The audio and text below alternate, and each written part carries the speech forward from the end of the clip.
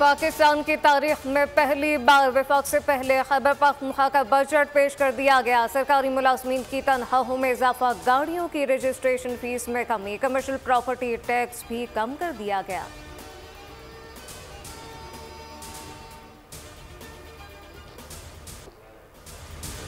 मोहलत दी है, अपना हक लेना जानते हैं। टाइम पूरा होने पर बताऊंगा कि बटन किसका है और सूबा किसका। वज़ीर आला खैबर पख्तूनख्वा अली अमीन गंडापुर की मीडिया से गुफ्तगू, कहा बजट मंजूर करके आगे बढ़ना चाहते हैं। उनका कहना था कि एपेक्स कमेटी में हमारे सूबे को नहीं बुलाया गया, उनकी मर्जी, ये इसी तरह से मुल्क चलाना चाहते हैं। हमारे सूबे के अपने वसाइल हैं जिनको हम बरोकार ला सकते हैं। हम इनके पाबंद हैं ना गुलाम। इनके रवैये से कोई फ़र्क नहीं पड़ता। अपने सूबे का शेयर लेंगे। हम सूबे में बराह रास्त सरमायाकारी इनसे ज़्यादा ला सकते हैं।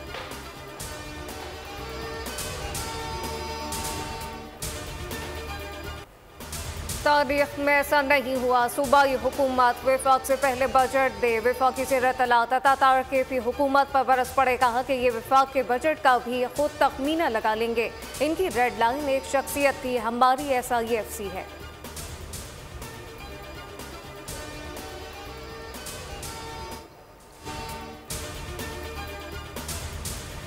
पाकिस्तान की सबसे बड़ी जमात को सड़क पर लाकर बिठा दिया गया। ओपोजिशन लीडर उमर अयूब ने जद्दोजहद जारी रखने का ऐलान कर दिया। इस्लामाबाद में PTI रहनुमाओं की न्यूज़ कॉन्फ्रेंस। शिबली फराज बोले, PTI दफ्तर का इन्हदाम शिकस्त खुर्दा ज़हनियत की अक्कासी है।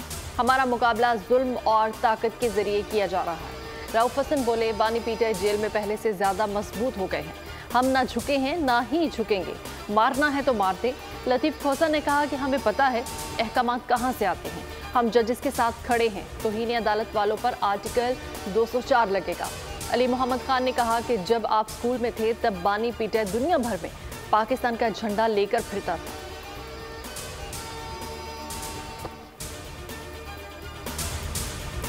मीडिया पर आकर झूठ बोला जा रहा है कि बगैर नोटिस PTI का मरकजी दफ्तर सील किया गया। PTI को पहला नोटिस 2020 में जारी किया गया। रानमानुलिक तारिक फजल चौधरी की न्यूज़ कॉन्फ्रेंस, कहा कि PTI हुकूमत में ही CDA ने दूसरा नोटिस जारी किया। 2015 में CDA ने रहायशी सेक्टर में तजारती सरगर्मियों पर पाबंदी लगाई तो हमने CDA के नोटिस के बाद अपना दफ्तर भी बंद कर दिया।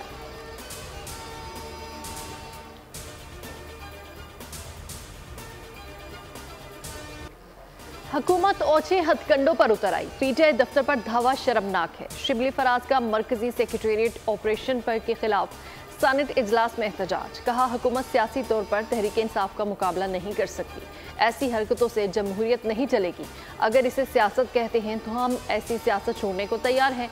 आप दफातर इंतखाबी निशान ले सकते हैं, हमें डरा नहीं सकते। अगर फॉर्म 47 का सिलसिला ना होता तो आपको अपनी हैसियत का पता चल जाता।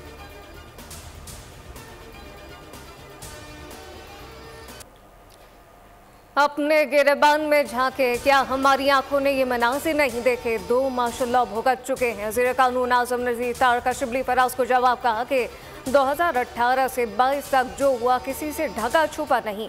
साबिक़ वज़ीर आज़म के घर में सीढ़ियाँ लगाकर कमांडोज उतारे गए। PTI दफ्तर को 4 साल से नोटिस दिए जा रहे थे।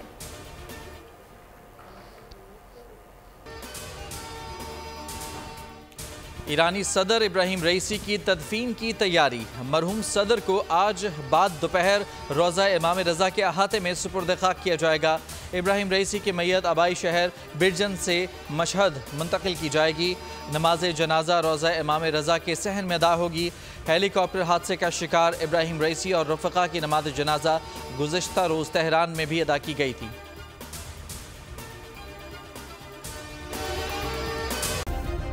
सब्सक्राइब करें और बेल दबाएं ताकि कोई खबर रह न जाए।